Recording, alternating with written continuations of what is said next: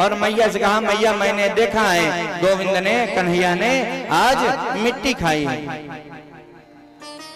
मैया ने कहा कन्हैया क्या तुमने सचमुच मिट्टी खाई? गोविंद ने कहा मैया क्या बताऊं, आप इन सब की बातों को ध्यान मत दो, केवल हमारी बात सुनो। और हम ये कह रहे हैं कि हमने मिट्टी ग्रहण नहीं करी। लेकिन सब बलराम जी भी बोलने लगे नहीं मैया हमने भी देखा इन्होंने माटी खाई है। लेकिन गोविंद ने कहा कोई बात नहीं, आप किसी की बात मत सुनो, केवल मेरी बात सुनो, और मैंने मिट्टी नहीं खाई है। जब कहा गोविंद ऐसा करो अपना मुख खोलो, मुख।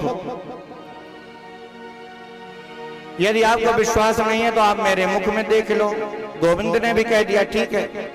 जो ही मुख खोला तो देखते क्या है कि अगणित रवि शशि शिव चतुरानन, अगणित रवि शशि शिव चतुरानन, बहुगिरि सरित सिंधु महि कानन, बहुगिरि सरित सिंधु महि कानन, काल कर्म गुण ज्ञान स्वभाव, काल कर्म गुण ज्ञान स्वभाव, सो देखा जो सुना न काहो, सो देखा जो सुना न काहो, देखी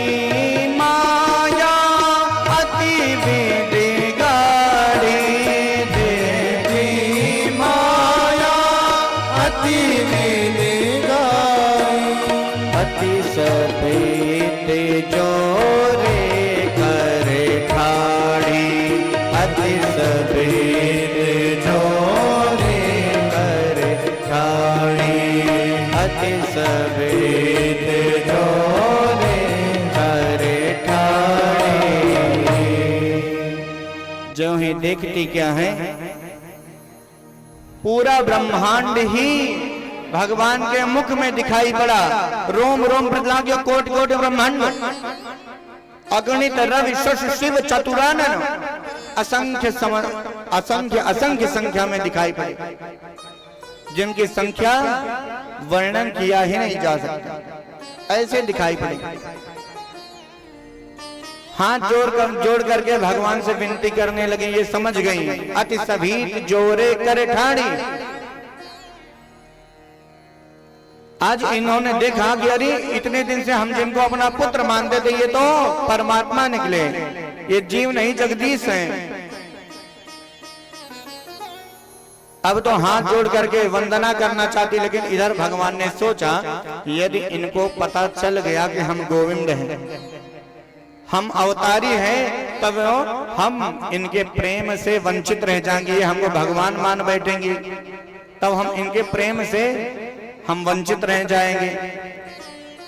अपने संपूर्ण माया को ही खींच लिया, अंतर्हित कर लिया, मैया की बुद्धि पहले जैसी हो गई। लेकिन आपको वास्तव में बताएं तो कन्हैया ने मिट्टी ग्रहण करी थी, मिट्टी खाई थी कन्हैया ने।